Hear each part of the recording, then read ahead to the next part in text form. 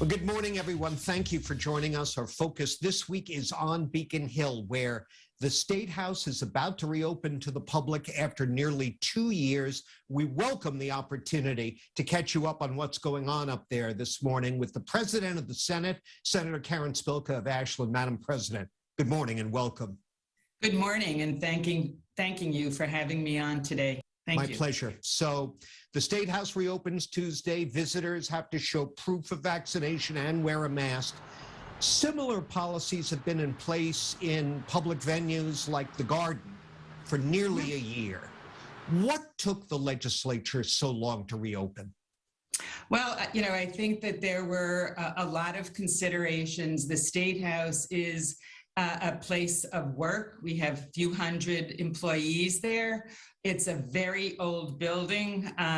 So for example, if we open to the public, we need to do it in a way that as best as possible protects the health and safety of not only the members, the reps and the senators, but especially our staff that are there.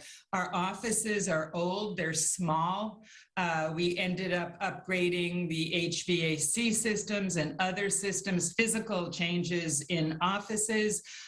We wanted to make sure it's hard for people to socially distance if a lot of people come in an office, if not impossible. So we have been working on making some physical changes to the building as what we were hoping. I was really hoping to, and I know everybody was hoping to do it in the fall.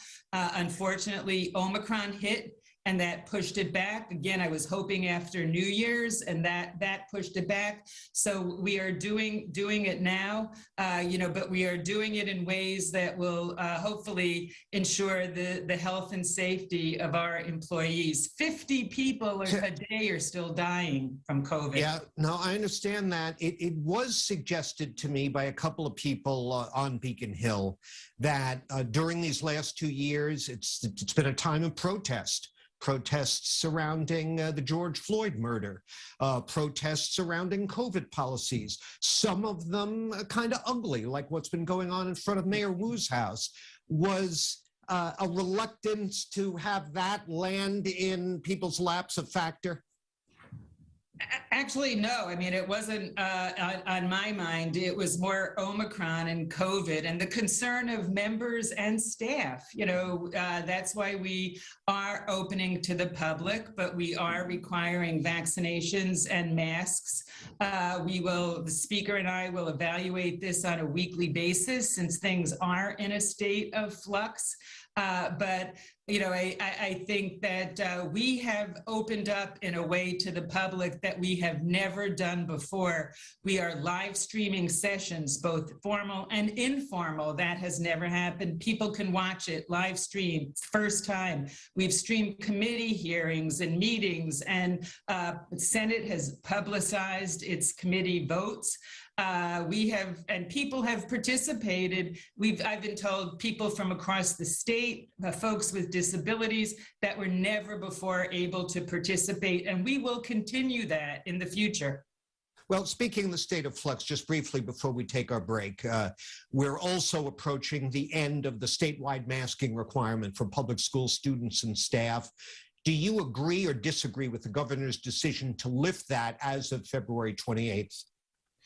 I'd like to see what February 28th, what the data looks like. Again, I believe that we should be data-driven and where we are with transmission rates. Gone are the days when we were 1% transmission, 2%. So I think we need to see what it's at and then make a decision. I've heard from many of my communities, some want to lift it, some don't. Some schools have higher vaccination rates. I still am concerned. I believe that we need to work harder on getting our vaccination rates higher at all ages, as well as our communities, particularly communities of color and elsewhere. That's why the Senate has focused on vaccine equity a lot and asking for more of a plan and looking at the numbers.